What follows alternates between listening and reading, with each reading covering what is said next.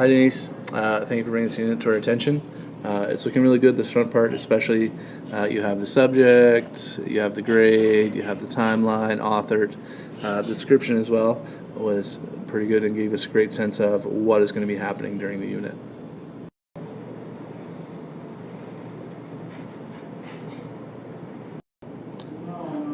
Thanks again for adding this part in. The transfer part is very exciting because that is obviously a bit of a new piece and great for people to see. All right, Denise, the enduring understandings. We understand what you're trying to get at, but we're hoping that you could maybe rephrase them in a way that makes them more uncoverable. For example, the second one, right, when we talk about readers using their background knowledge, could you maybe add to something students would understand that a reader's background knowledge and experiences impact, kind of right there, their impact and influence their understanding of the text. Students understand that a reader's background knowledge and experiences impact or influence their understanding of the text. Would you consider also adding maybe at the end of the fourth one here something around the effect of to influence their message at the end? So students understand how authors use literary elements to develop plot and characters to influence their message at the end.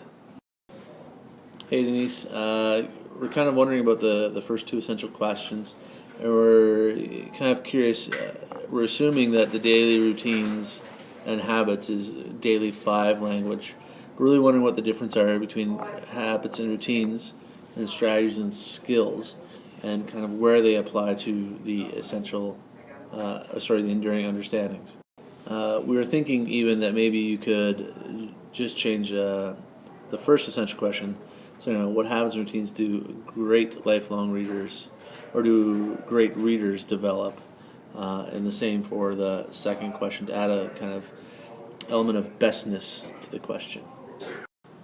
And one of the last things is we know that your students, who are really super on top of this, understand what a literary text is.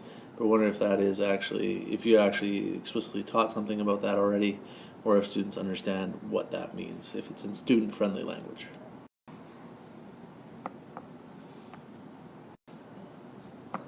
So the other thing we were wondering kind of here about your general outcomes, not that it's a problem, but it was just a little confusing for us when we started looking at it.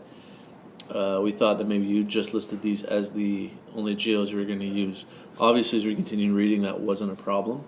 But would you consider maybe putting this under the acquisition part, or maybe even putting it at the very front as these are the 5 geos that I'm going to be looking at through this unit?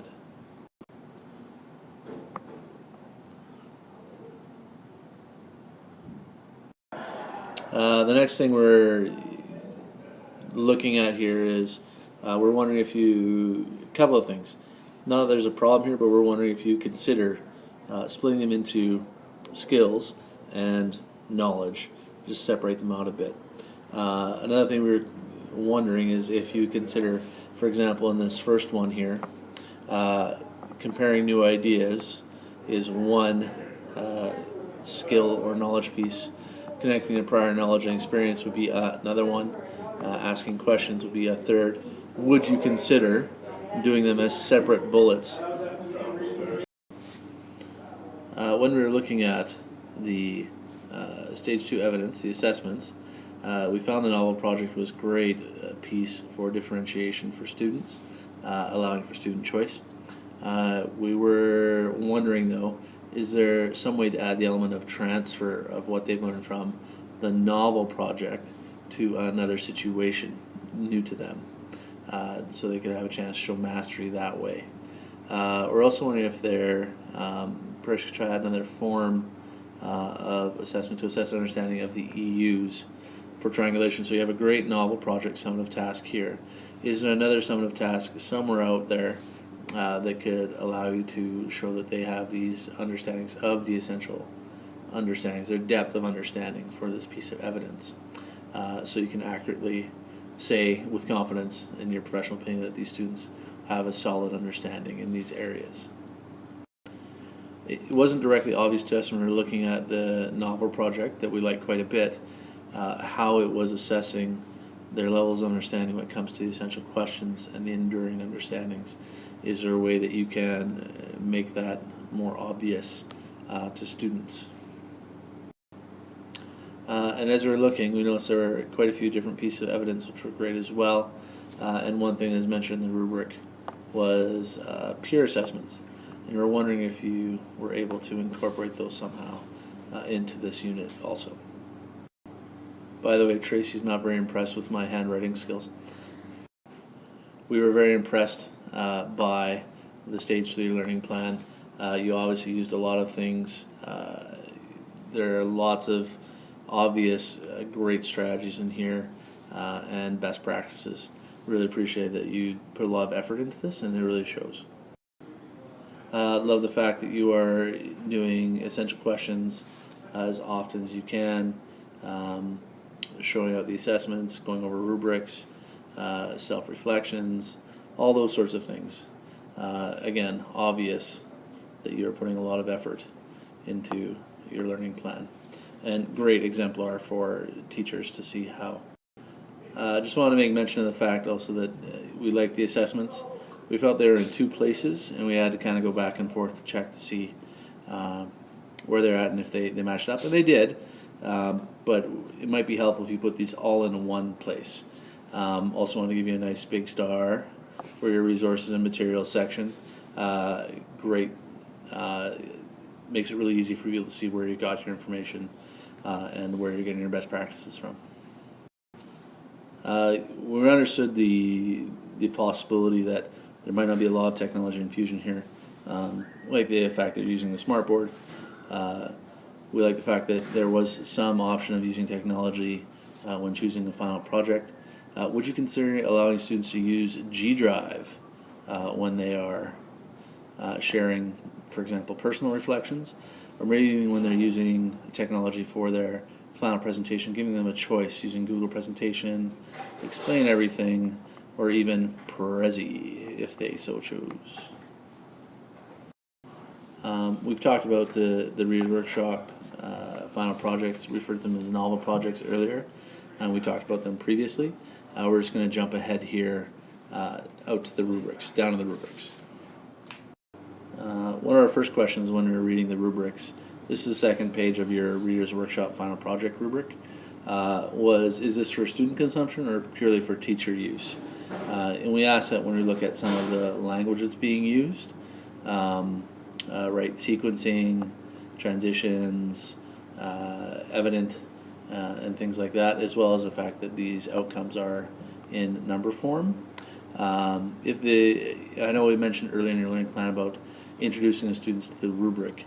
Just wondering if that was effective in the current terms you're using, as well as wondering if you had student input on the rubric creation as well.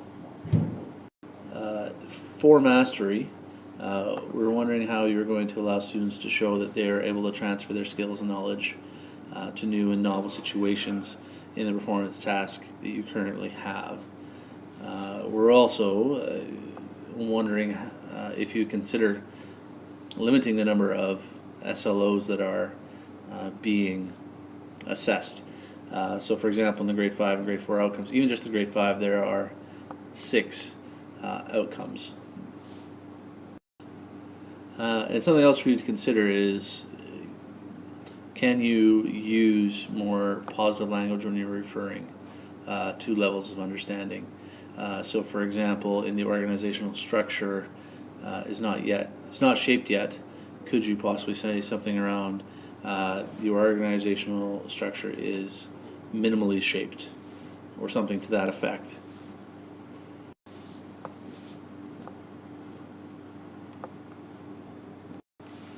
When you're looking at the conventions side, we're wondering if you consider changing the wording of the competency of the usage of conventions rather than the frequency of errors. So for example, instead of there are many errors in the mechanics and grammar, would you consider saying student uses mechanics and grammar rarely? For beginning, students uses mechanics and grammar some of the time for acceptable all the way up to consistently for mastery. All in all, Tracy and myself generally concur that we think you're pretty awesome, and we really appreciate your contribution and the perseverance to deal with a video that's several minutes long. This was an attempt to use this and wondering how it works, and I hope you can give me some feedback on how to do this better in the future. Sincerely, Aaron and Tracy with an E.